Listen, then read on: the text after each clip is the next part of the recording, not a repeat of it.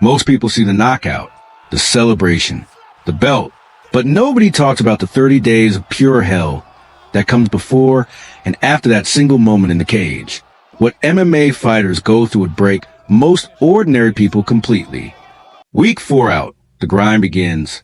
4 weeks out, and the fighter's entire life becomes a fight. Morning starts at 5 a.m.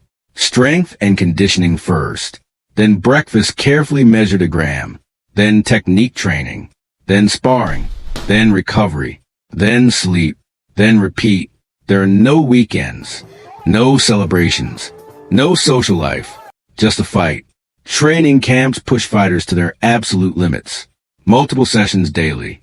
Coaches drilling techniques until they happen automatically without thinking.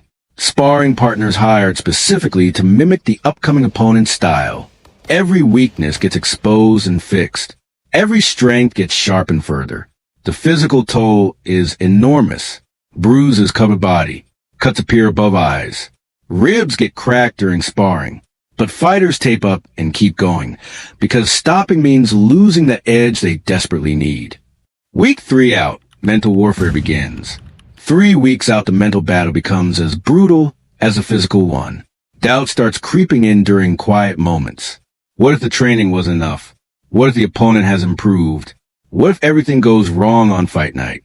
Sleep becomes difficult despite exhaustion. The mind races through scenarios, replaying potential situations, visualizing victories, fighting off nightmares about defeats. Sports psychologists work overtime helping fighters control these mental demons.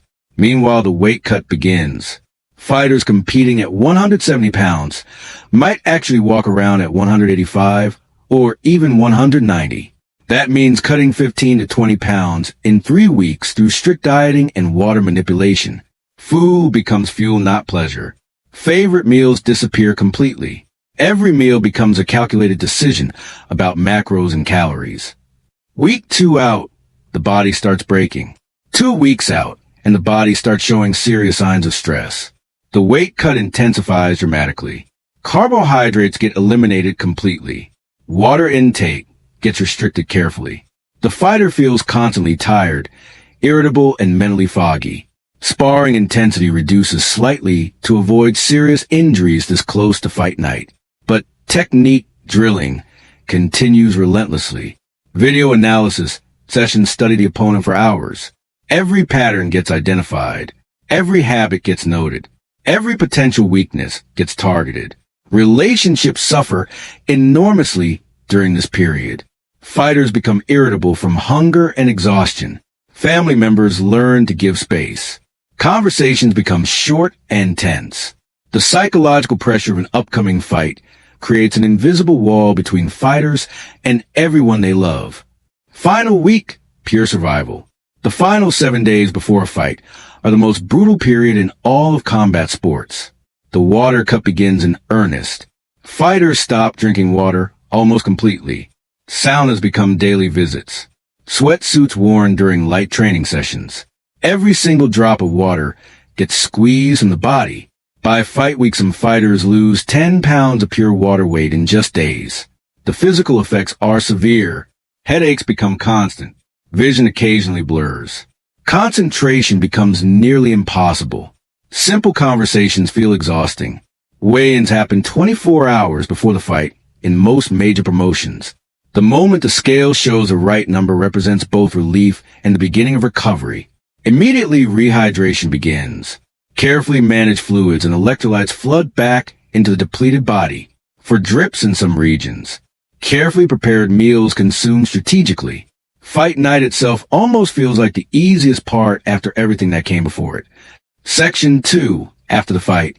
Immediately after, win or lose. The final bell rings or the referee waves it off.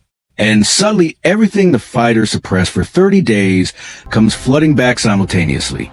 Emotions overwhelm the physical pain. Winners feel euphoria so intense it feels unreal. Losers feel devastation so deep it physically hurts worse than any punch received. The body immediately begins showing the true damage absorbed. Adrenaline that masked pain during the fight disappears rapidly. Cuts that felt like nothing suddenly throb intensely. Ribs that seem fine reveal themselves as cracked or bruised. Eyes swell shut within hours. Hands reveal fractures that went unnoticed during battle. Hospital visits are common immediately after fights. CT scans check for brain trauma. X-rays check for fractures. Doctors assess damage that fighters themselves cannot accurately evaluate while still running on adrenaline and emotion. First week after the crash. The first week after fight is when reality hits hardest. The body crashes completely after weeks of pushing beyond its limits. Fighters sleep 12 to 14 hours daily. Simple tasks feel exhausting.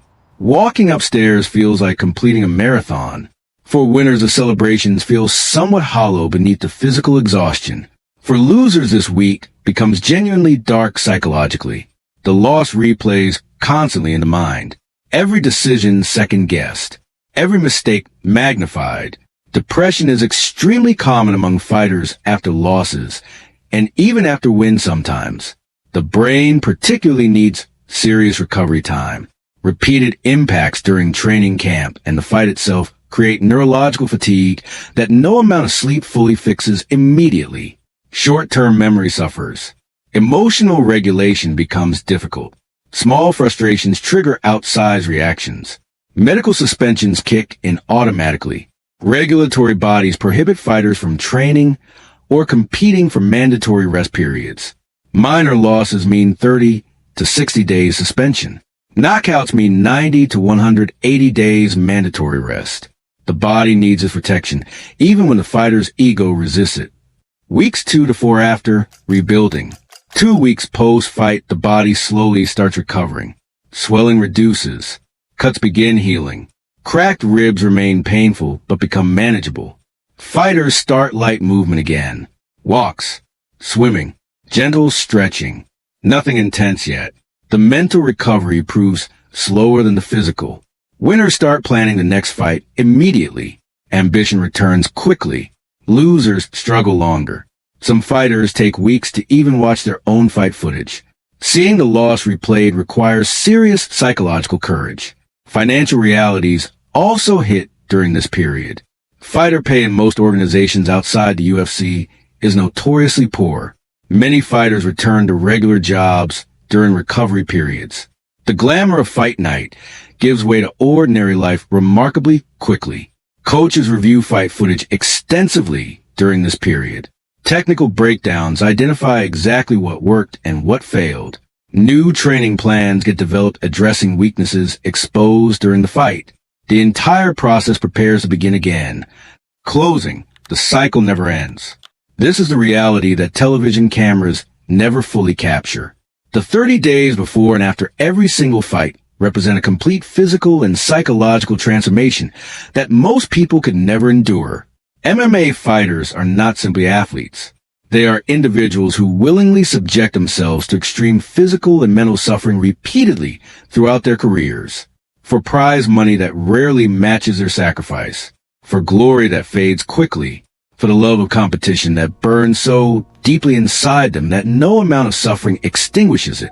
Next time you watch a fighter walk into that cage, remember everything they silently endured just to get there, and everything waiting for them on the other side, regardless of the result. That is a true fight, and most of it happens far away from any camera. If you found this video interesting, make sure you subscribe for more MMA content that goes deeper than the highlights. Drop a comment below telling me which fighter you think has the most brutal training camps in the sport today.